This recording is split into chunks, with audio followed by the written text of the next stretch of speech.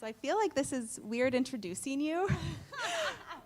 So if you are new to home or haven't been around in like 10 years, I don't know. Meagan was the director of home group for 7 years, the last 7 years. Yes, and part of it for a couple years before that, right? No, that's included in the 7 Okay. years. Yeah, I had a baby and then jumped on board, basically. Yes. Yeah. Yeah. Totally liked it. Yeah. You're pregnant. Come on in. Yeah. Oh, totally. Awesome. It was more like, I'm struggling. I'm desperate. And I walked in and Tana DeRoss, one of the moms that was here, was just like, I get it. And you're not weird. We're all in the same boat. And I was like, okay, these are my people. Yes. So I stuck around. Oh, and I'm still here. I'm so glad you're still here. Yes. And Josh, her best friend, counterpart. Yes. Thanks for being here, Josh. Yeah. Do you feel really outnumbered or are you doing okay? Well, I live with 7 women. You didn't hear that at home. He says he lives with 6 women, so this is nothing. Yeah. I just wanted to do a couple rapid fire questions to get to know you guys a little bit. Here, want to share? Yeah. All right. I'll scoot next to Okay. Where's the next place on your travel bucket list and why? Oh. Anywhere but here, we just heard. But yeah, seriously. And there's childcare. Anywhere that's childcare. Wow. Well, we talked about places that we want to go. Mm-hmm. We were actually just on a trip, and in the car we were like, where do we want to go? And it just seems like anywhere we want to go is like irresponsible right now, because if you got COVID there, you might die. So, what would you say? Next big trip that we really want to go on is either Israel or somewhere in the Himalayas. I'd say that those are kind of the top 2 choices. Yeah. Ambitious. Yeah. I like it. Or somewhere just warm and tropical, kid-free. Mm-hmm. Kind of wanting to like get. We totally love our children, but it's been beautiful with COVID. The cool thing is you get to be with them all the time, like all the time. So that's really fun. And so maybe a vacay would be away from everyone. Yeah. Yes. Okay. If you could only eat one food for the rest of your life, what would it be? Hamburgers. Deluxe hamburgers, for sure. Oh, man, I'm definitely going to go apple and peanut butter. I mean, if you're going to have one thing, like you wake up and you can have that for breakfast. It feels good. You could have it for lunch, and then you could have it for dinner. Just saying, apple and peanut butter, you can't go wrong. What's that? Honey. Hey, nothing. See? Then you got dessert. Sounds really safe, too. Mm-hmm.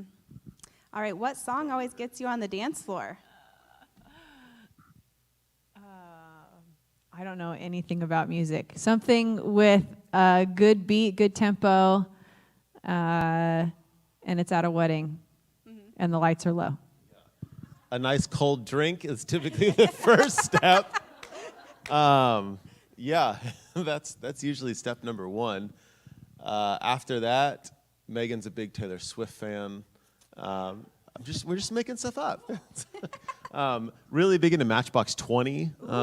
Very relevant. Yeah. Yes. Oh, yeah. For this Good generation, choice. let's Yes. go. Maybe some Rush up in here, because everyone. No, like. Let's see. A little T.I. on the dance floor is always pretty fun. So there's options. Okay. So really, if you have a drink, just anything.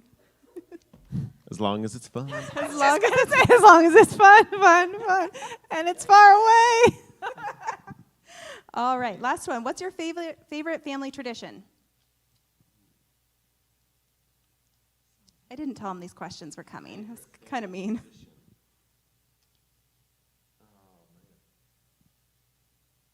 On the real, our family probably only has one like legitimate tradition I can think of. There's only one thing that we do every year. What do we do every year? Like pretty consistently. Yeah, we visit Megan's dad in Idaho. We do that once a year. We've done that for 10 to 15 years-ish.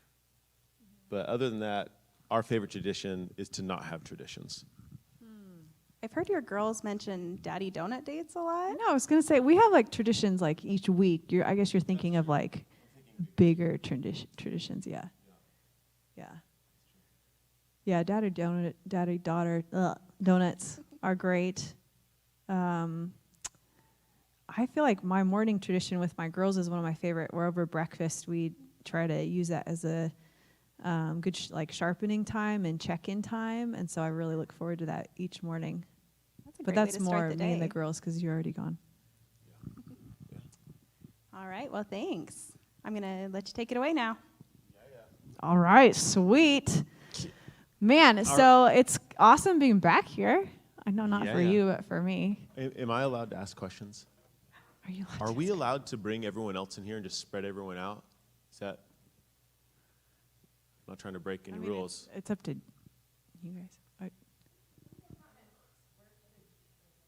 I would just be curious because I think part of what we're wanting to do is a little bit more interactive Q&A, which might be a little bit harder. But yeah, I mean, I know legally we can have 100 people in this room, so we're as far as what the state's advising, so we're good to go there. That's true. Maybe kind of.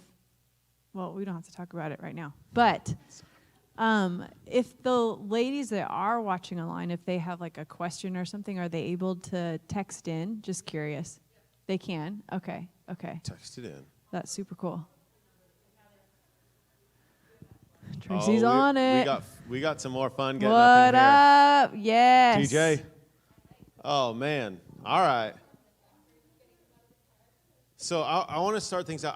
I'm super curious, just trying to feel out the temperature of life in the room. And I'm assuming you guys talk about these types of things here. But just super curious, how many of you in COVID world, the reality is like COVID hits every family extremely differently. Okay. Right? I talked to a lot of different families, and you know, some families, COVID has been the sweetest thing ever because you've got a little extra time, all the extracurriculars are gone. At least they had been. A lot of them are starting to come back slowly, but a lot of them are gone. Family time is something that becomes a little bit more of a norm. You're not fighting all the other things. So for some people, it's been the sweetest thing ever. Curious, raise of hand, how many of you would say the last 7-8 months have been like, these are glorious times. I'm super glad just kind of for the stage that we're in. Anyone in that kind of boat? All right. So we have half of one person. Okay, No, that's fair. we had a couple over here. Totally There were a fair. couple more over here. All right, they were hesitant. Yeah. All right, so we got 1.5 total. Okay, Oh, so half. I saw 3. Yeah, 3 halves. 3 has. No, okay. All right. Okay. Okay, how many of you, just curious, like complete opposite end of the spectrum, like on the real, this is a safe place to be honest, it's just like, this is incredibly hard. It's either hard because, you know, stress relationally with spouse, stress with kids. I mean, you guys are kind of in, like we are in an incredibly challenging life stage to have young ones at home without school or with school that we're trying to oversee. How many of you feel like just 10 out of 10 stress, this has been brutal? All right. So 1, and then the rest of everyone else who's not here, potentially. There were 3 halves. 3 halves, all right. Okay. So we're I'd say. pretty even. How many of you, it's just like, on the 1 to 10, it's about a 6 to 7 most of the time? It's probably. Yeah. All right. Yeah. All right. I can keep talking. I have a couple other intro questions. Yeah, go for it. Can I? Okay, just a Yeah. couple other intro questions. Yeah. How many of you are like really into politics and have like really been dialed in over the last few months of what's going on? How many of you that's like, that is a thing, that is definitely, you wake up and you check and you go to bed and you're checking. So 3 of you. Is there anyone on the opposite end of the spectrum where you're like, I don't care? All right, so a fair amount of you. Some of us are, how many of you are just quasi-interested? You just kind of want to be informed what's going on? All right, that's cool. I'm just curious. I'm trying to get in the vibe for where people are at. Yeah. Go ahead, you're the boss. Yeah. You got things to say. No, not necessarily. Can we start out with a little game? You can do. You Do just you guys, okay, do your who thing. wants to start it out with a little game? Okay, I do feel like, I mean, we're playing fun songs. It would be fun to have some fun. All right, so we're going to stand it up here. Is there a prize? That's kind of what I care There's about. always a prize. Okay. Okay, you got to stand up, though. Everyone's got to stand up. Okay, we're going to play a little game. It's a famous little game called Never Have I Ever. Okay, anyone ever played this game? Okay, some of you have. Okay, the game goes like this. I'm going to say something. Oh, you can start first. I've never played this game.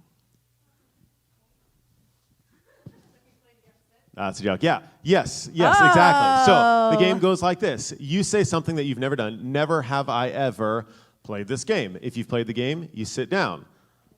Everyone loses. Yeah. Okay, and then we're gonna go back and forth, you and I, and we're gonna play Never Have I Ever with different things, and then people will stand or sit based on if they've done it or not. We're just totally making this up on the fly. We did not talk about it. I'm just throwing this out there. So go ahead, start it out. Oh, I stink at stuff like this. Never have I ever rapped before on a stage. On a stage. So if you have done it, you sit down. Okay, if you're the only one in the room to have done something, though, you have to get up and give us an explanation. Oh! All right, come on up, T. I love how you just like throw rules in there as you go. Totally just making this up as we go. All right, Tracy. So T has a story. How many of you guys have seen Mean Girls, the show? Mean Girls. Kevin G, he has a rap. And the Christmas production, I did it at a high school assembly. Man, all right. Regina What? That's George. big, man. I Wow. feel like I just met a famous person What's basically up? in high school. Were you Regina? No. Oh, okay. All right. Oh. I missed that. All right. Never have I ever written my spouse a love poem. I've never done that. So if you have written your spouse a love poem, you sit down. Some poetry writers. All right. All right. Go ahead. You stand back up for each round. Yep. Oh, really? Yep. Wow. So many rules. Until I say sit down, you stay sit down. Then we'll have a winner at the end. I don't even know. Can you say another one? I still can't think of one. Ooh. Oh, okay. Never have I ever cut my hair shorter than my shoulders. Thank you for that. Wow. That's pretty good. We got a couple people standing in the back. Yeah.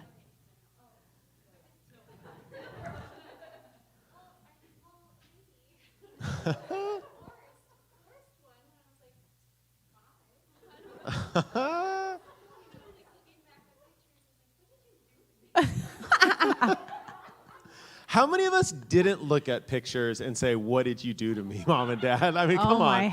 I think my mom gave me a perm when I was like 5. I was like, wait, what? But on the real, how many of you look at your kids now and you're like, you're going to hate when you get older, you're going to look back? Absolutely. Because like Mom and Dad, you're like, I don't care. Go ahead. If you want to wear that, you roll.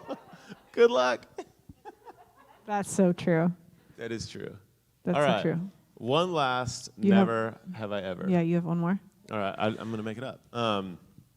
Never have I ever been more in love with my current spouse. Oh. Okay. This is a test. That was a test. Wait, you have been? Wait a second. Nice segue. That was smooth. I just want to make sure everyone was standing. And Set it's us a up safe so place to to be, have okay? fun and then just bam. Boom. Just All right, keeping it safe real. place, safe place. All right. Well, I know that Josh and I have spoken a couple times throughout the years with home groups. So some of you might already kind of know our story and you know us a bit. And you might know me a bit because I've been around for a while. By the way, Can you repeat? What? You've what? What? Sorry. Huh. I just heard that you've been around for a while.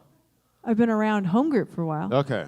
Oh, Sorry, I'm trying oh to my be funny. gosh, you're a moron. I'm sorry. Okay. You said this was a funny comedy night. No, that's not what I said. You said it's a sex talk about making your honey That's sweet. true. I didn't say that. You inferred that from the title. Okay, who reads the title? How many of you saw the title and you're like, honey sweet sex talk? Oh, yeah. Josh was like, we're talking about sex? This is awesome. It's like, it's your best subject. Might as well. Dive right in. All right. Okay. So Jamie asked me if This I was doesn't go on nervous. I YouTube, wasn't right? This is until just like, live streamed. Yes. Is it It's- recorded it's and posted forever. publicly? Yeah. Beautiful. Beautiful. That makes you feel even better, right? You're like so excited. I'm excited. I know. I can tell. Slide. You're ridiculous. Okay. Anyways, so just a little bit about us. We're going to talk about marriage tonight. We're not going to talk about sex. Maybe it'll come up. I don't know. But we're going to talk about marriage. Often does. And we're excited to talk about marriage. We love being married. We think it's a really important subject. We think it's a hard subject.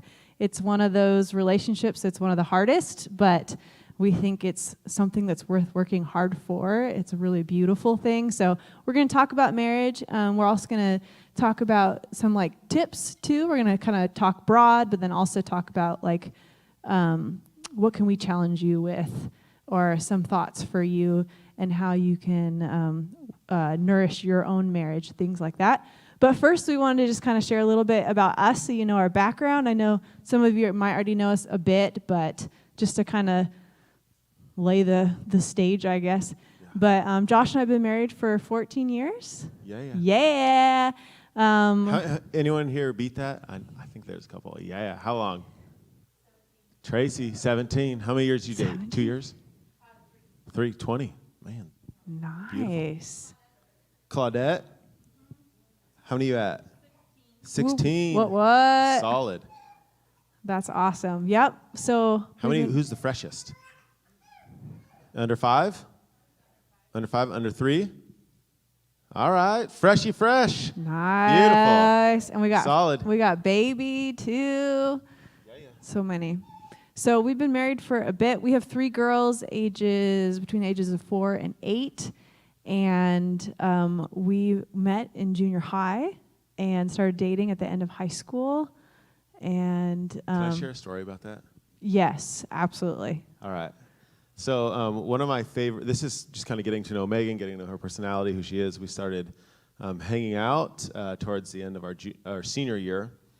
And at one point, I'm driving her car. She wasn't in the car. Ooh, I don't know this story. I'm excited. I thought I'd pull this one out. Yeah. Here. I'm driving her car, and she's got a CD in it. Is a mixtape that someone made her. And I start listening to this mixtape, and I wish so bad that I could tell you the names of the songs, but I can't. But every single song was like, "You crushed my heart, you ripped my heart out, like you stomped on it and tore it into 1,000 pieces." And I asked her, said, "Meagan, where'd you get this album from?" And she's like, "Oh, my friend gave it to me." I'm like, "Oh, what friend?" "Oh, this guy." I'm like, "Oh, the guy who like really, really liked you?" Like, "No, he didn't like me. We were totally just friends." I'm like, "Have you heard the mixtape that he just gave you like a month ago?" This is a true story. This is my wife and how genuine and honest she is in her care and nurture for people. Just like Completely oblivious. like Huh? every song was just like, What? "You ripped my heart out." So it's a good introduction to. Thank you. Yeah. Yeah. It was good. Yeah. Beautiful. Yeah. Poor Nathan Whitchurch. Wow, this is public. Oh, shoot. Oh, man. I think he's Okay, great. we'll And- tag him. That's mean. No, I'm sure he's happily married and having a great life. Yeah. Anyways, so here we are. Or he's Googling how to have a good marriage and this comes up. No. Sorry. Okay, so anything else about us? We're going to talk about marriage. Yeah. Um, On the real, we do love talking about marriage. We love, Yeah. just the other night we were with some friends, hot tubbing it up, which is the best place to have good conversation. You're awkwardly stuck really close to each other. And what a time to be more vulnerable than when you're hanging out in your bathing suits. So we were asking, like, hey, tell us about marriage. What's going well? What's hard? What's challenging? What's good about marriage? And they asked us a bunch of questions. This is a younger couple. And it's just something that we often talk about. We try to have regular check-ins on our relationships, kind of having the conversation, like, what's going well for you? Are you experiencing this the way that I'm experiencing this? It's something that we regularly love to talk about. Through my work, I get the opportunity to talk to a lot of people about life and marriage and what's hard and what's going well and things of that nature. So it's something that's very much a normal part of our everyday conversation. So we're very much looking forward to sharing some things. Every marriage is different. You know, every relationship's different. Like, I'm not going to assume that everyone watching is married yeah, there's so many different dynamics to every personality. And so, yeah, the things that we're going to share, they are, I hope, helpful more than anything. The goal is to kind of have just a platform to be able to have conversation. We want this to be something that has a bit of a Q&A feel, kind of just conversation. I think you're going to share a little bit about this, but our goal isn't so much like, hey, here's all this information. Now go home to your husband and try to get him to do all these things. We're going to kind of try to aim things at the woman in the relationship. We haven't really done that angle together yet in a setting like this, and so it's not so much, hey, let's figure out how to do this, as much as like, okay, in my marriage, what can I do, or what can I do as a woman? Right. And I hope to be able to give a bit of the guy's perspective in how a wife can be a spouse that's all she can be, and a supportive wife to her husband. Yeah, I totally agree. I thought that was actually Josh's idea, because I kept saying, like, it's so hard when you just talk to either the husband or the wife, just one of them. It's kind of like if like you or your husband read a book on marriage, or you like went to this class and you get home and you're like, we got to do this. I heard this. This is great. And the person is like, didn't get to experience what you experienced. It's really hard to buy in, and usually it's just kind of like you just kind of get a big eye roll, like, yeah, whatever. Even though the information could have been really important. And so Josh was like, because I was trying to get past that, and he's like, well, let's just talk about, as a wife, how you can take steps to nourish your marriage, so you guys don't feel like you have to go home and like fill your husband in on all this stuff. And I thought that was really freeing and a really great idea. So Josh at first is going to talk about kind of like marriage in general, kind of some broad strokes, like just kind of setting the stage for how dynamic, unique, but also really amazing marriage is, how challenging it is, but really amazing it is. And then we'll kind of talk more about that wife role. And it's really great having Josh, because he's really taught me how to say something so that he can receive it better. And I'm not saying that all guys, are that way, but in general. And not to say that that's always smooth too. Sure. I mean, but yesterday when we were like preparing for this, it's like we were arguing, like, wait, like you're awesome. saying something, like I am not hearing what you're saying, Yeah. and you're like, you're not listening to me. I'm like, I can't understand you. Yeah. Yeah. I'm so glad we're talking about how to have a healthy marriage. So, yeah, because there's different ways that information is received and given, and a lot of like communication breakdown just happens when that receiving and giving is just misunderstood. So, anyways, so that's really helpful. Sweet. And then, so I'm going to talk kind of broad picture, just briefly, marriage as a whole. Meagan, speak to the ladies. You've got 11 or 12 pro tips. Right. And I narrowed them down to 5. 5 pro, wow. Okay. I know. But with the sex tips. I left those out. 15. Those are for later. Okay. That's the after party. The after party. Yeah. The best thing about COVID is I can't tell if you're enjoying these jokes. Tara, can you just be honest? I can't tell if you're pissed. Yeah, you're straight-faced, girl. You are like stone cold. Yeah, okay.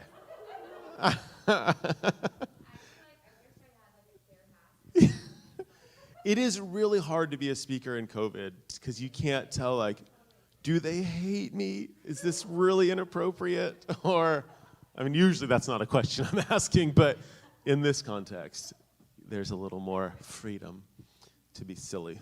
But yeah, so I want to share on the reel, and then after 5 pro tips, just have discussion, like what's going well, what's challenging, and then we're going to split you guys off to some smaller groups to have, open, fair conversation. We want this to be a safe place for your spouse too. Like, this is not a place to be like, oh my gosh, Josh is so frustrating as a husband, but just like, hey, here's challenges that are normal in my life. Like, and it's good to hear challenges from other people too. I think oftentimes, like, marriage like sex, is one of those strange topics where we don't like sharing our vulnerabilities because we're not sure if everyone else has them, especially as dudes. No, guys don't like to talk about this at all. But we want this to be a place where, hey, we can share, like, hey, these are some things that we go through or face so that we can kind of carry those burdens with one another. And that's a really good thing about having a community like this. It's one of the major purposes. Right. And I think it's helpful that we are going to talk about the wife role. So when we are talking about things, we're going to talk about, like, what can I do better? And it's not a spot where we're just complaining about our husbands, but it's like, man, I have a huge part to play in this. And I want to be stretched and I want to be a better wife. Yeah, sweet. All right, so kind of big picture, two things. I mean, there's so many things that could be said about marriage as a whole, right? But there's two kind of main ideas that I want us to think about when we think about marriage. And this is true universally. This is not particularly one set of religious beliefs or another, but universally, I want us to think about two major things for a healthy relationship. And the first one is creating a place that's safe. And honestly, I hate that word. I really hate that word. It is a very common, like, every school you will see the word safety. And I don't like the word safety. I like the word competency. I think we need to be a competent culture, not a safe culture, because I think we need to be a risk-taking culture. But that being said, risk-taking is the other side of the coin. So we need safety. And in safety, think about marriage. Think about when you are standing on a stage like this in front of a group of people during your wedding. I mean, how many of you got married in front of a group of people? Like most of us, if you're married in front of people, and the whole point is you're making a vow, right? And that the heart and core of every marriage is a vow. And ultimately, if you boil it down, it's a vow around safety. It's a vow around security. It's a vow that says, I am going to devote my life to be in a safe relationship with you where we have vulnerability, but we have protection. I have protection around one promise that I'm not leaving. Like, it's kind of a weird thing where you stand in front of a bunch of people and you say, I'm in this forever, right? Which is very different than a dating relationship. But cultures and history for eons have been built around this premise of creating a relationship that is safe. The relationship that says, like, hey, forever, from now to whenever, I'm making this promise in front of a lot of people that we can have safety here. And when we have an environment where we feel safe, and safe is, again, it's a lame word, but it's a happy word right now. When you feel secure, right? When you feel like I am known, like, being known, first of all, is a game changer. Like, someone knows my strengths, they know my weaknesses, they know my fears, they know my insecurities, they know my dreams. You have someone on your team. You have someone on your team, Yeah. You have an advocate, you have someone for you. You are safe to experiment, you're safe to fail, you're safe to do all these things.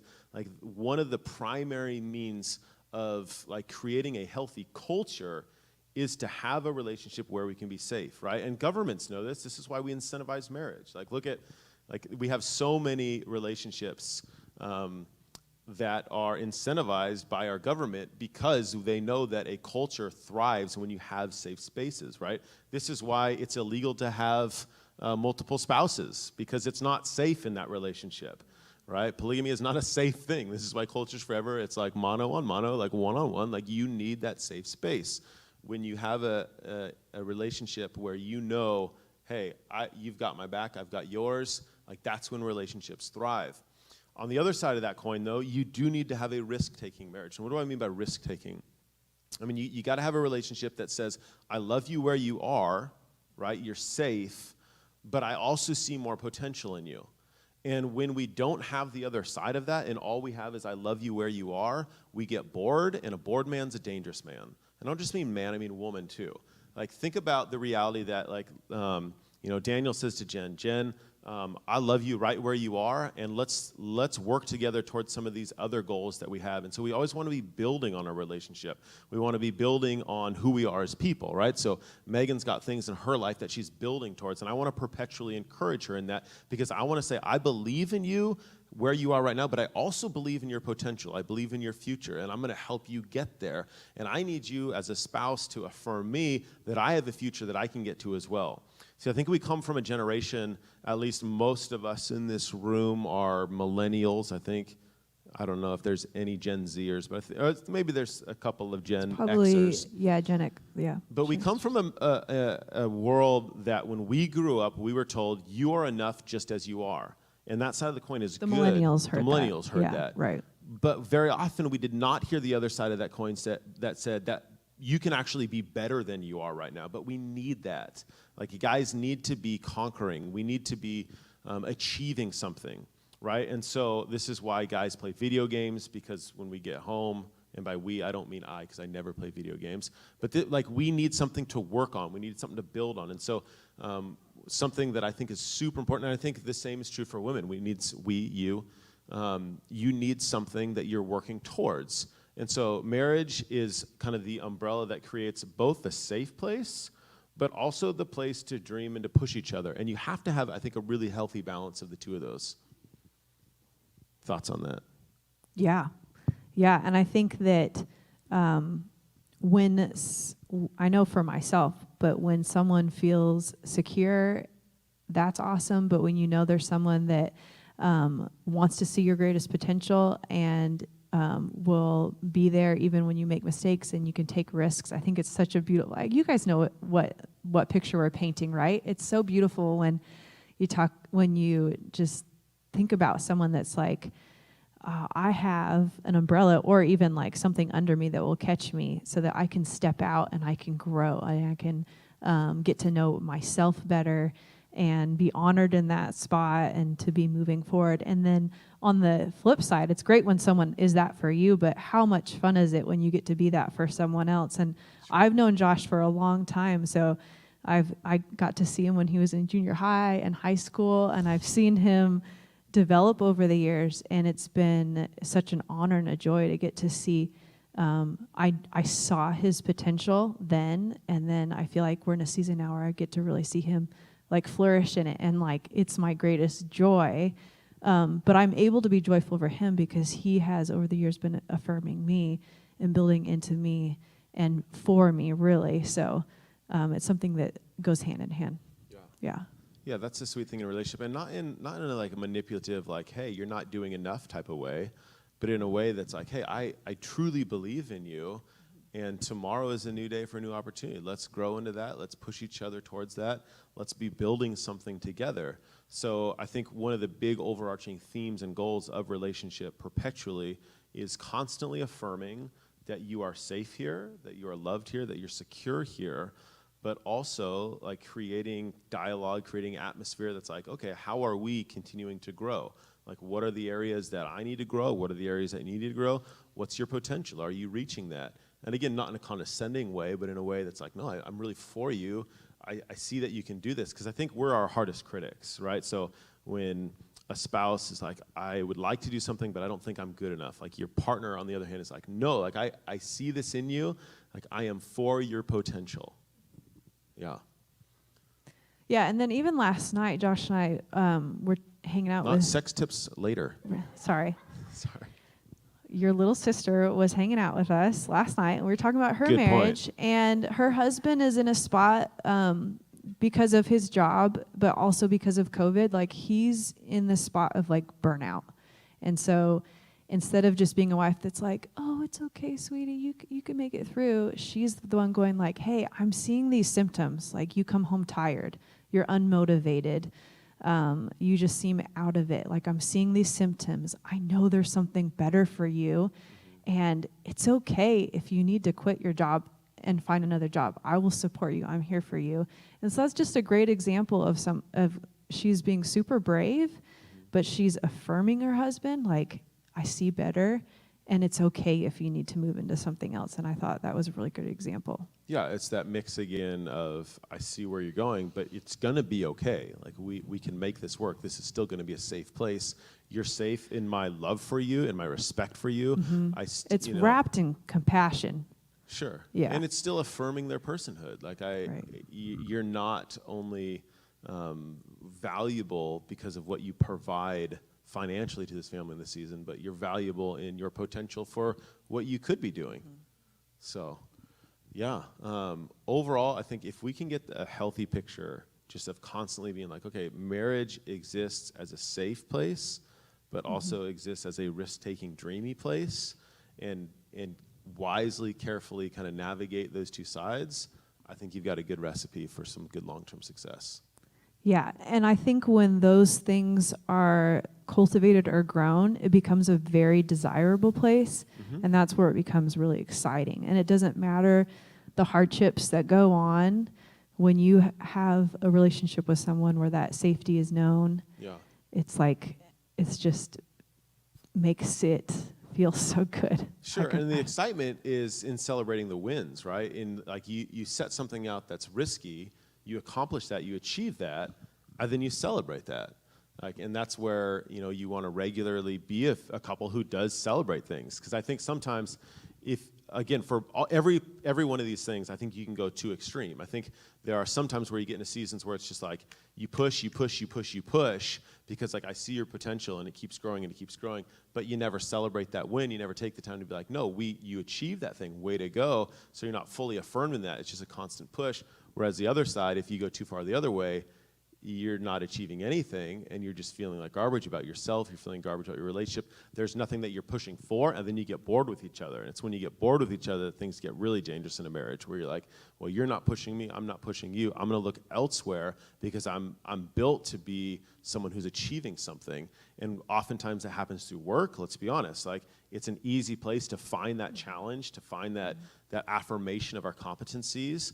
And then people at times will find that in extra relationships. You're like, oh, if I'm not being affirmed and pushed and challenged in the relationship that I have, I'm going to find that relationally in someone else, because there's always that innate desire in us to have that push from a human as well, not just kind of in a workspace. Yeah, but the push all needs to be wrapped in affirmation, compassion. For sure, back to that understanding, celebration. love. Like, Absolutely. yeah, celebrate it. Yeah. Beautiful. Keep rolling. You got so, other thoughts. Yeah. So I think at this point we'll probably transition into, as a wife, like, this is your challenge tonight, or the ask I would have for you as a wife.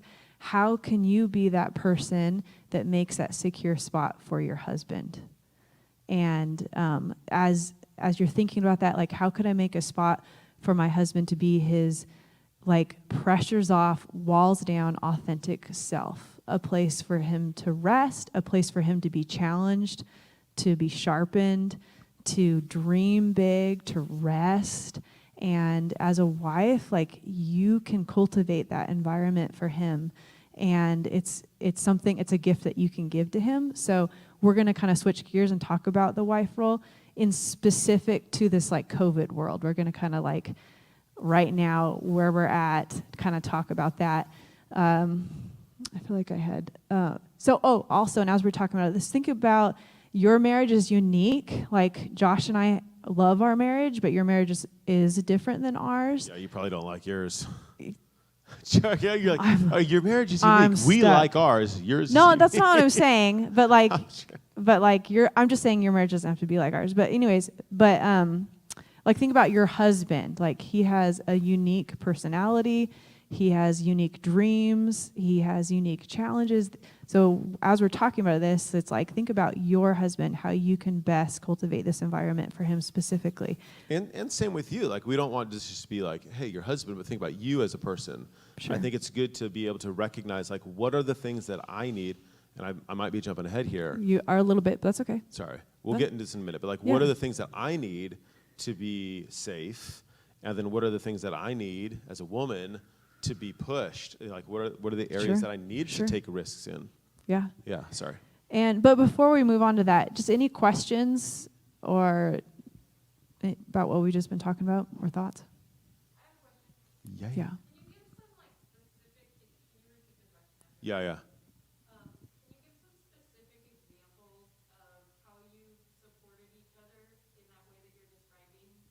Beautiful. Okay, so the question was, how do you support each other in kind of both the risk-taking and the safety side, or more? Sure. Mm-hmm. Sure, so that's a great question. On the real, so here's Meagan, and she's been dreaming and thinking about, oh man, COVID world, what does this look like? What can I do? Oh, I think that I'm going to do this with our kids for school, and I think I want to open up this opportunity. And it's us sitting down and let's plan it out. What are you thinking? What do you want to do? What does that look like? How can I support you in that? How can we create that space? What are the things that we need? What are the resources that we need? I don't know why that was the first thing that came to my mind, but it's something that you've been dreaming about for a while, or I should say, it's something that you've responded to quickly Yes, in crisis I was like, emergency. I don't think I was the opposite of dreaming about for a COVID while. happening.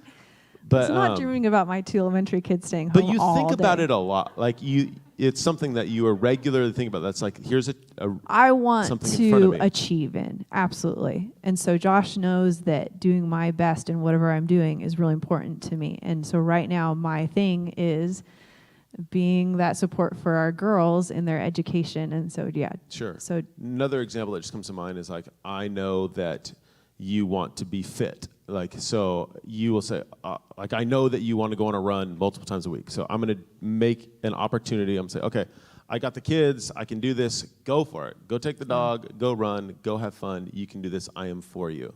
Mm-hmm. Yeah. Yeah, and I think a way that I can support Josh, he is very social and likes hanging out with friends. And being a parent with young kids, like, that's hard. But when Josh has a chance to, I'm like guilt-free, like, you go, you live it up, you have fun. And that's my gift for him, to try to support him. And like, he just needs to recharge and just hang out with people and have fun. Yeah. Yeah. Sweet. Is that a fair example? Yeah. So, Any other thoughts or questions? I know Jesse had to get a little bit. Yeah. What happens during, especially right now during COVID, Mm-hmm. with everything going on, when you both are completely exhausted and you both are just like at the end of the day, how do you find that connection time? Because you can get in a rut, especially as life goes on, get in a rut. How do you make sure, like, okay, stop. We both need to have just a moment to ourselves. How do you like recognize that when you both just mentally physically tired? Yeah, good. You want to repeat the question for online? oh, okay. So amongst this COVID world, or probably just in life general, when both of you are just so exhausted, how do you find time to get more energy or to connect? Is that right? I definitely have some thoughts, but Yeah, I would say first thing that we've worked really hard at is just saying, I'm really tired and I'm wiped and I need a refresher or I need to get energy. And so just saying it, like acknowledging the emotion and just telling him, and I'm not like blaming, I'm just saying, I am tired, and he has the space to say, I am tired too. So then in that moment, we'll communicate and we'll say, we'll fight who's more tired. no, we'll say, we're both tired. Like, what feels restful for us tonight? And sometimes that's like, he goes and does something that he wants to do, and I go and do something that I want to do. Or we're just sitting in the same room reading. But we'll just decide together, like, we're both tired. What's most restful right now? Yeah, beautiful. So I think a couple things. First thing that comes to mind is knowing ahead of time, like, what it is that actually does give you energy. So that what it is that when you are needing to rest, like, what gives you true rest? Because sometimes, your spouse will say, oh, I'm exhausted and I feel like doing blah. But because of previous conversation, that if you do blah, you'll actually kind of continue on this trail of feeling like garbage. But if I know that it's life-giving to you to go for a walk or to read a book or to watch a show, then you can be for that person in that way. And I think that's super helpful. Encouraging them in that thing. Yeah, and making it Sure. possible. Sure. And then having the conversation, like Meagan said too, of like meeting the expectations before you do the activity. Because I think sometimes when you do the activity out of exhaustion, this guilt falls in as well, right? Because you're like, oh, I'm tired.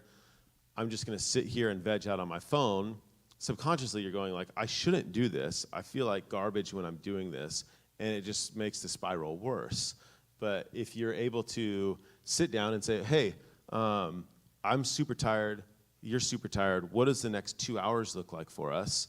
And then you can talk about it together in a way that I think... This is after kids have gone to bed. No one has Sure. to. Yeah, right. Or even before, like if you're both exhausted, like, okay, let's figure out, let's make a game plan So then the activity that you get to engage in, it's at least something that you've agreed upon ahead of time, and you've dialogued about it, you've discussed about it. And I think when you have that plan going into it, it feels a lot better and it's a lot more life-giving than just, oh, I just fall into this without talking it through. Sure. But I think, yeah, and just communicating that is super helpful. Does that helpful at all? Okay. Okay. All right, let's keep rolling. There'll be more questions, but I think you're Yeah. going to hit some Well, of this and stuff we're too. getting short on time. Oh, sorry. Yeah. Okay. So some, We I gotta guess leave a we'll lot of call room them for the pro sex talk. tips.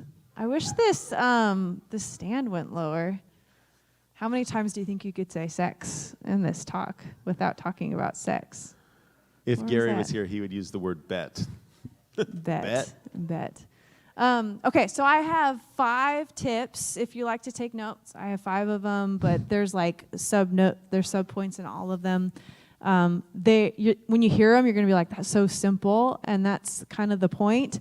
I think that sometimes the most simple things are the most profound things, and maybe like even the hardest things to do, but still simple. So, and this is all, like I said, wrapped in this COVID world. So. We're in the spot where all of us, but let's just look at our husbands. Our husbands are experiencing probably a lot more exhaustion, a lot more pressure, like different pressures than normal. It's really hard to plan ahead during this season because no one can plan anything. And so if your husband's like, what's best for my family? I can't make plans. Like, it's just more stressful. We're just tired. We just came off of this election. Like, it's just all, so all that to say, like, to build this spot of security and a spot where your husband can know that they're loved and valuable, like, it doesn't take much right now. So anyways, just throwing out there. Yeah, and that's it, because that goes off of the first priority of having a safe place.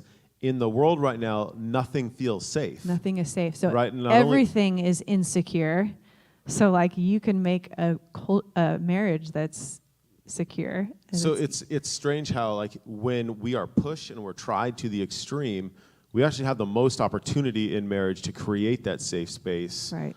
I just hate that word. Sorry. I know. A secure place. I like secure a lot better than safety. Secure. My kids, a competent place where you can grow in ways that you wouldn't have been able to do had we found our security in other places. It's like, Right. have you ever been through something really scary with someone and like you come out of it and you're like, oh, we made it through that? You're so much closer. That's right. And it's kind of like big picture. Like, we are literally living through the haunted house that is 2020 with someone very close to you. But if I'm afraid of this while I'm going through the haunted house, that's a serious problem. So we need to know that as I'm holding your hand through this haunted house, if the axe guy jumps out, you've got my back. That's right. So, yeah, so how as wives can we show our husbands that we are that trustworthy person that you want to walk this out with, and I am for you, and I want you to thrive through this, I want you to grow through this, but I want you to know that I'm here with you. And so things that I've been doing, but I think both Josh and I have been doing this. The first one I would say, it's super simple, just be a friend. So I try, like in this season, when Josh comes in the door, it's like, how would I greet my friend? When your friend walks in, you say, hey, how are you? How was your day? How are you doing? So I would say kind of my point 1 would be, under that one would be just an extra dose of kindness, of compassion, of understanding. And so when we talk during the season, we just try to be really gentle with each other, really slow to respond, heavy dose of empathy. And I would also say just small check-ins, just little check-ins. And this is just like, hey, how was your day? What did you do today? If he wants to talk more, then like I tried to just put everything down that I was doing and just focus in and just be a listener. I'm not a problem solver. I'm not trying to help anything. I'm just listening. I'm asking questions and giving him space. If he doesn't want to talk about it, then he's just like, I'm fine. And you're like, oh, great. Like, that's not a spot where I'm going to like pull anything out. It's like, he just knows that I care for him just because I asked and checked in. And then another simple thing to be a friend is just thank him for everything. And Josh and I have been doing this for years, and especially right now, it's really helpful where we thank each other for everything, even if it's expected of us to do it. Especially sex. Thank you. Thank you. Good job throwing it in there again. So like I'll I'm going to even throw it say, into each one of your 5. good, have sex. There you go. What? I'm going to throw in the word sex for each one of your 5 things. I just did again. Anyways, so like I'll even thank Josh, like, thanks for going to work. Thanks for having a job. Thanks for putting the kids to bed. Thanks for mowing the lawn or whatever. And things that are just expected, right? Like, when we're doing things that you naturally should do, it's still nice to be still affirmed nice to in be that. thanked. Like, Yeah. oh, thanks for helping with this. Right. Even though it's something that you should do and does not necessitate congratulation. Absolutely. Yeah. Yeah. Yeah. So yeah, and it goes a long way. And I'd say the last thing under my be a friend is like flirt, have fun, laugh easily, do silly fun things. There's enough like hardship and sadness and heaviness out there. Like when Josh is with me, I want this to be a place of rest, of light, of laughter, of reprieve, of fun.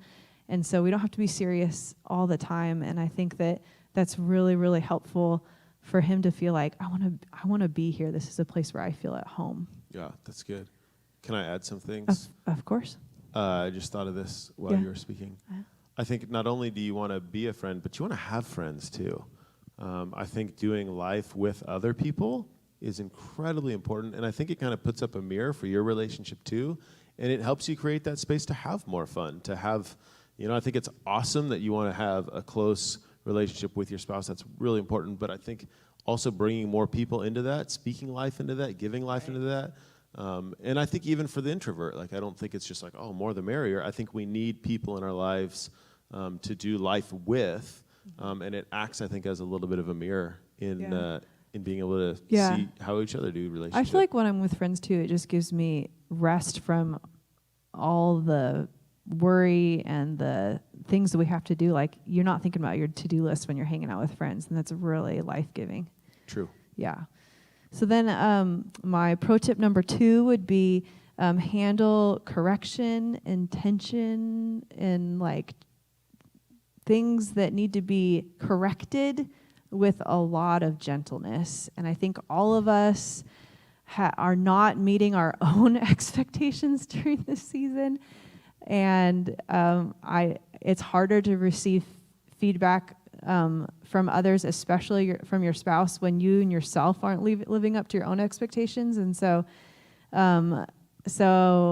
just wrap all that in a lot of gentleness. So when I feel like there's something that we need to talk about that might just be challenging to talk about, I will, instead of just like blurting it out, I'll say like, give him a chance I'll ask him when would be a good time to talk about some things at some point, so that he can say right now is good, or man, I'm tired, like let's talk about it tomorrow, but at least he has time to think about it. And it's just really a kind way to come up to talk about things that might be hard to talk about. Yeah, good. Just to be fair to the moderator, it is 7:57. I know. What do you want the next 10 minutes to look like? And you will not hurt anyone's feelings. Okay. Are you sure? We're good? We're hanging? Keep going. Okay, I'll try to speed it up. That's though. what we say in the sex talk. Keep going. So I think it's really that's the after party. So along with that, I think also it's hard during the season to receive feedback, and just know that all of us have a part to play and we all mess up. So just be really quick to apologize. Like it just goes a long way to just be like, oh man, I'm sorry. And you want to like talk it through, but just like your initial reaction to be like, yeah, I'm not perfect. I'm sorry. That stinks. And then you can't say it with that much like happy face and smile. I'm sorry. There you go. I was hoping to give you a chance to talk about some good on-ramps to conversations, but that'll have to be another time. Yeah. So my third tip I would say use time well. So make the most of small alone times. I know as a parent it's hard in general, but then with COVID, a lot of us have elementary kids or middle school kids with us all the time. That isn't a normal thing. So we just make the most of, like, we got our kids, then they'll just like run off and start playing something. And you're like, we got 4 minutes together. And so just make the most of that time. And I didn't even say anything. No, Your not ladies like just that. keep thinking Not like about that. sex. Oh my gosh, you guys. We got 4 minutes. No, 4 minutes to talk or we need to more eat time. ice cream or dream about someplace else that's fun. All right. And then another, so I think this is a really good one for us as far as using your time well. Keep it simple. So make the things that you can, let's see, how did I put it? This is good. Let's see. Make things that you can make more simple. So right now, the most challenging thing during COVID are relationships. Like, they are what's going to need more time and energy. So things that you can either slide off your plate or be simplified, just do it. So that would be like meals, meal planning, housework, bedtime routine, getting up routine. All those things can be simplified. And there's even things that can slide right off, like holiday decor. Like, just, you don't have to do that this year. And it's okay once in a while to make a peanut butter and jelly sandwich dinner and then just hang out and do something fun that night, and just so simplify those things that you can. I hope that makes sense. But something's got to slide off the plate, and it should not be relationships. And then point number Can you just define, when you say relationships, what do you mean? Like, you and I have a relationship, Okay. and relationship with You just said, with like, my relationships kids. are really important, so we need to. Okay, so relationship with your husband, Gotcha. with your kids, extended family, Yeah. which all those are a lot harder now because you can't necessarily see everyone face to face, so they take a lot more effort. Okay. And I'd say show that you're for him. A really fun way that I do that, there's a few ways, but when I'm just with my girls, I'll just say, like, what are things that you love about your daddy? What are you thankful for him? How do you know What that did they say? that you wrestle with them and you throw them on the couch, basically? But it's really fun, and it'll pour out over into him, and I think that's a really cool way to do that. And then also just showing him that you're for him by just simple things like silly texts, notes, like however your husband receives love, whether that's food or a game or a walk or sex or food or whatever. And then I'd say number 5, and Josh and I went back and forth whether this one should be on the top or the bottom as far as this list, and he would say this is the most important one. And so I wanted to leave it at the end to showcase it. But Josh thought this was the most important one, but he'd say take care of yourself. If you're not taking care of yourself, pouring into yourself, sharpening yourself. We talked a lot about that last year at home group, sharpening the saw. You're not able to pour into your family. And it's an interesting thing how, as a mom and as a woman, sometimes we feel like the way we take care of people is we just give and give and give and give. It's like this sacrificial, like, love where you just give and give. And then pretty soon you're depleted and you have nothing else to give. But if you are continuously caring for yourself, this could be exercise, this could be drinking tea, sitting in silence, reading a book, going for a walk, or just doing those things that fill you up, then you are Hanging able out with friends. Hanging out with friends. Then you're able to pour into your husband, as we're talking about marriage tonight, and your kids. And so that's like super important. I know it's hard because everyone is home all the time and the house is a disaster, but that's one of the things that you can, I just have to say, like, no to the dirty dishes and no to the laundry, and just say, no, I am sitting on the couch right now. Or I'll tell my kids, guys, I just need 10 minutes. I just need 10 minutes. Like, you need to go. And so, but it sounds simple, but you really have to fight for it. And it's hard not to be a busybody. And it's really hard because there's stuff right in your face all the time that needs to get done. That's good. Yeah, and that's the same for guys too. It's not just wife specific. Like, anyone who's in a relationship, if you're healthy yourself, it's so much easier to have a healthy relationship. Absolutely. And then you'll want to do all those other things, that the other tips So just can like I- kind of flow out Yeah. more easily. Can I share a little bit? So in the wife being healthy, whatever is under that umbrella of healthy, there's a ton of things that are under that umbrella. It feels like most of the time when I talk to guys, like they are for their spouses, they are for their wife. And the more that you can communicate to them, hey, here's what I need in order to be healthy, like generally speaking, guys are going to be for you. They're going to try to figure out how to create that space so that you can do A, B, and C. But I think sometimes the wife's perspective is, I want my husband to know this about me without me necessarily spelling it out for him. Whereas, like, that's great and that's ideal and that's beautiful when that happens. But I think oftentimes, like, that will go missed if it's not explicitly spelled out.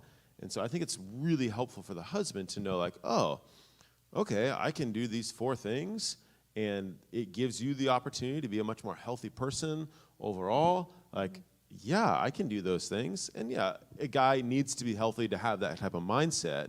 But I think that really helps when there's communication where it's like, no, like, I need, not that I need these things, but these things are a win for us and for our family and for me. And then I can respond with, yeah, absolutely. Let me try to figure out how we can make those things happen. Yeah, and when Josh said that, that was an eye-opener to me. Like, you just want me to tell you? And I was like, wow, that sounds simple. Why would I do that? But I think one thing, and I think what Josh ahead is, of time too, it's an expectation thing. Like, if it's in the moment where it's just like, I need you to do this. yeah, that's what I was gonna say. It's all about how it's said. Like, if you're like, being all rough and gruff about it, like, I gotta do that, Or then passive. yeah. But if you're just like, I need help, they're gonna lean in and go, I want to help you. How do you And that need should be help? an Like, ongoing I conversation. need help. I have this goal of walking with my friend twice a week, but I have kids with me all the time. Like, I need help being able to do that. He's going to be like, let's make this happen. And so there's really great ways that you can say that and ask. Sweet. We are officially 16 minutes Yeah. over. Or 6 minutes over. Oh, sweet. Yeah. But That's not we bad. didn't give them time to hang out. Okay. But are we going to hang out with Q&A, or you're going to hang out and talk? All right. Q&A. So Ready maybe and fire. if you feel like you need to go, we want to respect your time. If you Absolutely. need to go, it is not disrespectful to go. Like, we love you. Thanks for being here. Go ahead and scoot out. It will not hurt anyone's feelings. But if you want to stay, here we go. Beautiful. So, any questions? Like, we'd also love to hear your questions, but also like hear like what's been challenging during the season, what's been good, or just kind of like this spot where we can kind of understand one another as well. Yeah. And nothing's off the table. If there's things that are like, oh, you didn't talk about this at all, I'm curious. Megan's got a lot of good ideas. We can help together. Okay. All right, I'm joking. Yes. So, since COVID hit, my husband's been home a lot, which at first sounded awesome, and now it's kind of like, I kind of wish you had space to go do your work, so that way I don't have to worry about the kids constantly, bothering you. My biggest thing though is like, how do you separate like the mundane, like this is not even, it's even broken down into less of a separation of him coming home from work, or like it's just like one long thing, and like how do you break that up, and like I guess like with you guys it's a little different, but how do you keep from things just getting like, oh, we're starting to become just like roommates, and like things are just getting mundane. That's a great question. So the question was, during COVID, my husband is home all the time, and there becomes a bit of a melting between the ordinary, the mundane of doing life in a home together, and the times where we were apart, but then we were brought back together, which made it a little bit more special.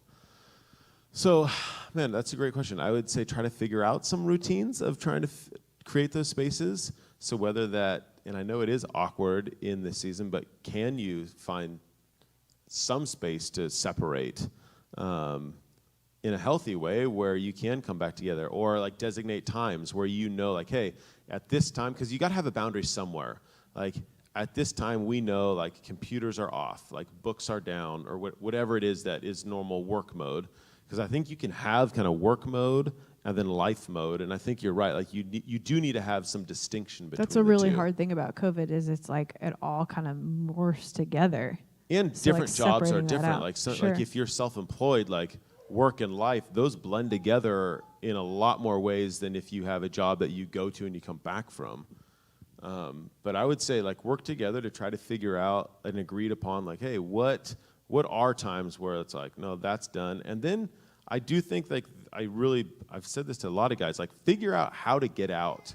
Like figure out, is there twice a week where you can find a space somewhere that's a, COVID safe place to do some of the things. I mean, maybe it's in your car, but figure out like trying to create some space.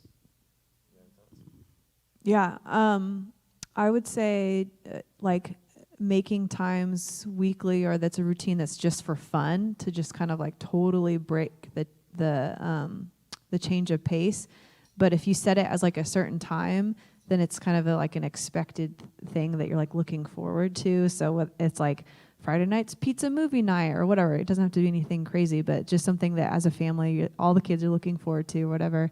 And because it is hard with kids too. There's no routine. Like my kids are home all the time. So for us, I'm on a team with Josh. And so like on Tuesdays, like we come and do school here, and that's like a fun change of pace in the week. So if there's a way to like do school in another spot, or just add like a movie night or something that it's kind of rhythmic that everyone looks forward to. Yeah, it's good. Other questions? Is that helpful? Yeah. Let's just say theoretically, you haven't been doing all these things and being kind and communicating and all that, and you want to like flip that like, I don't know what to call it, like that culture in your marriage or that space. Like, what would you say is like what that first thing that you would be like, I want to shift how we see, how we talk to each other to this type of. Yeah. The first thing that I would say is ask your spouse how they see it. Because they may see it as like, oh no, we're doing all these things. And they may not see that you see it differently. So I would say just starting with that conversation of seeing where each other are at in that, and then laying out the next step would be like, well, what do we want this to look like? And I think if you laid out a couple of these like basic things, I think most people are going to agree with that. And then figuring out together, well, how do we get there? And what are our checks and balances along the way? And I would say to start that conversation is by asking questions. So you don't want to start the conversation with a statement like, I am dissatisfied or whatever, but just saying like, I'll sometimes say like, I'm noticing this, and this. Like, do you notice that? And it makes me feel this. How do you feel about that? And then they can like clarify, or like, I had no idea you felt that way, or I'm kind of feeling that way too. And then you can both go into this conversation without making a statement that they might be defensive. Yeah, by. and you're making it about something that's neutral. You're making it about this idea out here, right? That you both know that you want. Like you want this thing in this case being a healthy, thriving relationship. And it's like, well, you're seeing it from this angle, I'm seeing this from this angle. Like, are we seeing the same thing? Are we experiencing the same thing? How do we need to do life differently to get to that thing, rather than like, man, we must not have this because I don't see it this way. Is that helpful? Feel free to ask any other follow-up. Oh, and did I repeat your question? Sorry. The general question was around the idea of, man, if there's areas in your marriage that you want to be in sync with that you currently aren't, how do you kind of start that conversation? And then I would also say, just start doing these things on your own so that he is feeling in that spot of security, and this person is for me. Like, how much more are they or you going to be receptive of a challenging conversation if you know, like, my wife is for me. We're going to have this tough conversation, but I know it's a safe place and we're going to move forward from this. So just starting with those things of kindness. And I feel like a lot of things in life, like at first it's a discipline and you work at it and it's hard, and then you get used to it, and then it becomes something you desire, and then it becomes exciting. But it has to start with I'm going to work at changing my mindset and, be thankful for who I'm married to and try to pour into that person by doing, kind things or showing how thankful I am and things like that. Yeah, I'll say one more thing to that. I think also sometimes, and this is a silly thing, but I think it actually is helpful, is like a number scale. So when talking about third party X over here, whatever that is, I think sometimes it's helpful for men to know okay, they're concerned about it. I want to know how concerned. Is this like a 2, or is this this is a 9? Because I think sometimes I can hear Meagan say oh, I'm concerned about whatever, and I just think okay, she's bringing it up, but it's probably not that big of a deal. There's a lot of things going on. But if I hear oh wait, we don't practice this. I think that this is helpful. I hear this from people of oh no, this is a not if your spouse isn't picking up on the fact that this is important to you, Right. I think this is a tool that can be really helpful. Yeah, I've never heard that. That is helpful. And yeah. Other thoughts or questions? We'll talk about some sweet honey.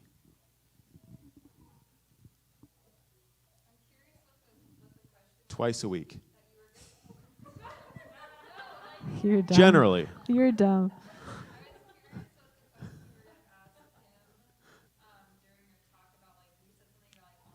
Oh, yeah. I think it'd be really helpful to hear from a guy's perspective. Let's say I'm a disgruntled wife. I'm struggling, or there's something you're doing that's driving me crazy.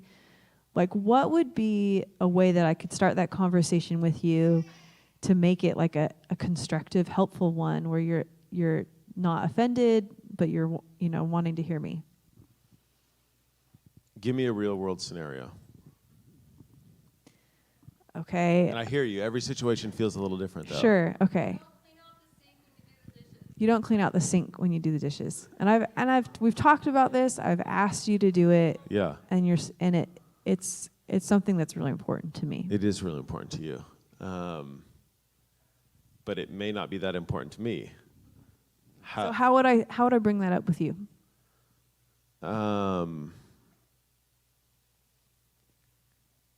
Man, this is so good, because these are one of these situations where at the end of the day you probably have different opinions, which are true in many parts of marriage. So I think this girl. Yeah, that's fair. Because on the real, this may be a 9 to you and this may be a 1 to me. And so it might be something where you have to figure out together, okay, can we make this a 6 for both of us? Where you, this may, and maybe it's just no, in my childhood, this wreaked havoc in our home. So it has to be a 9 to me. And if it's not a 9, this is a serious deal. And then at that point, I just got to, okay, I got to make this a really big deal. Yeah. I think accusatory language is never helpful. Understanding language is always what is helpful. So hey, when this happens, when you don't do your dishes, it makes me feel devalued. It makes me feel like you don't care about the things that I care about. Because ultimately, the guy, when he doesn't do his dishes, he's not thinking about devaluing his wife. He's not thinking about any of that. He's thinking about, I have 10 other things to do, and this is so low on my list, it doesn't matter. But what is high on his list, whether he can articulate or not, is creating a place where you feel honored and valuable. So if he knows that that's up there and it's articulated regularly in a way that's helpful, then hopefully over time things will get better. Is that helpful? Say it. I just think that in a scenario like that, it really helps to pick apart the parts that you're appreciating. I appreciate that you're doing the dishes, but to me this is incomplete. And when this isn't done, you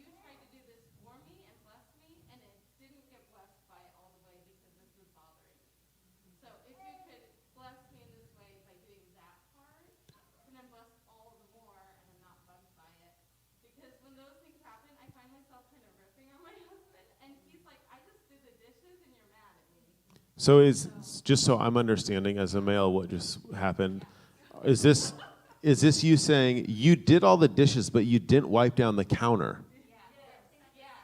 Or clean out the sink? Okay, let me give you a little pro tip, ladies. All right. If there's a good game on, or there's a good podcast, or there's a good audiobook, let him listen to that while doing it, and you'll find like an hour and a half later, he's polishing the dishwasher, like the fridge is clean, like he's getting behind those spots on the sink that you never clean. If he's engaged in something else while doing that, while you're putting the kids to bed and he doesn't have to, everyone wins. But yeah, that is hard. I think you do, like, for example, if he did do the dishes, but he didn't do the counter and he normally doesn't do the dishes, I think you want to celebrate those wins so that he feels, oh, I actually feel cared for and feel appreciated. Like the more he feels appreciated, I think eventually you can get to that spot where it's like, okay, yeah, I got to clear the dining table too when I do this and put away the mayonnaise. I think that any challenging conversation should be wrapped in affirmation. So, I mean, it could, like, maybe a start would be like, man, however you want to say it, like, I'm for you, I love you, I'm so thankful you do all these things. Could we chat about this or whatever? But yeah, wrapped in affirmation absolutely goes a long ways. And gentle, full understanding of like, hey, like I hear you, but this would be like washing the clothes and not putting them in the dryer. Like it's not the full thing. It's maybe more or less helpful, but you could always see that way differently too. It's like, oh, I did the wash. Yeah, sure. Yeah. How are you making, like, I get, you said earlier to, like, capitalize on those short times that you have together, but you need those times that are, like, the 2-hour power session, or just, like, date night connection, no kids. How are you making that work? And repeat the question. Yeah, so the question was, we understand those short intimate times, but how do you have those long power intimate times for 2 hours? That was the question. Close connection in relationship. I'm repeating the question exactly as it was said.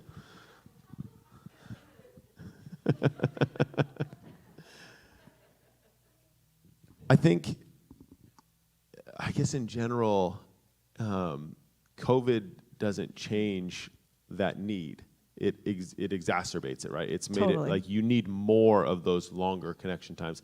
Because of all the lack of safety out in the normal world, you need to reaffirm that safety within relationships. So that has to be a priority.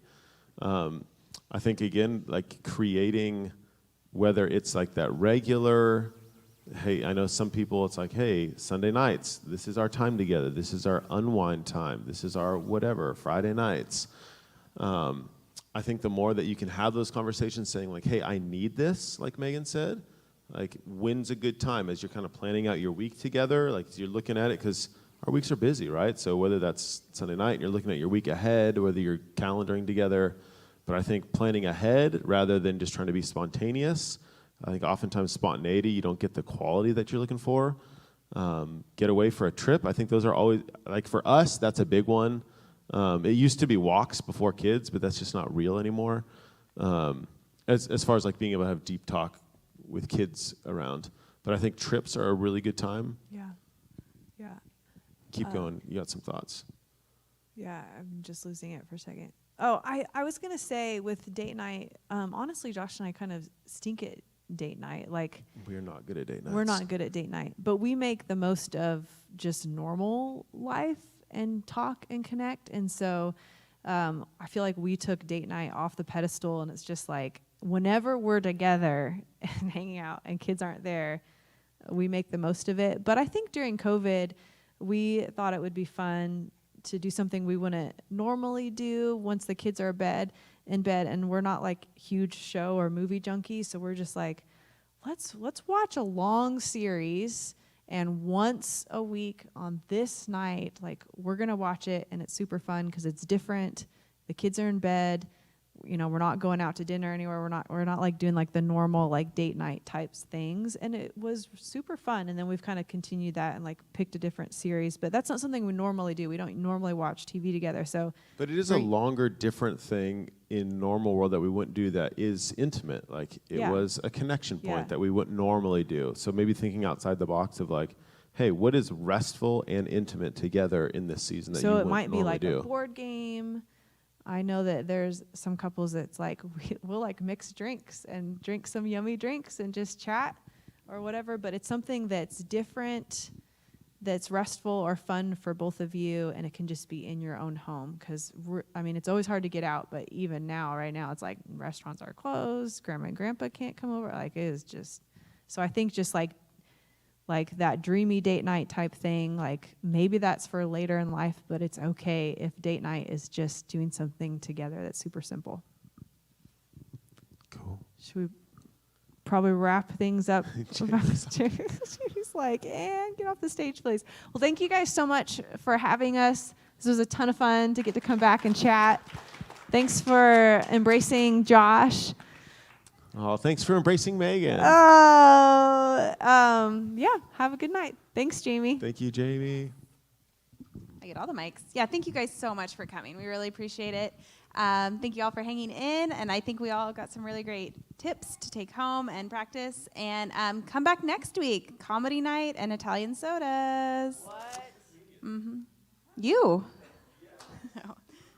All right. Good night.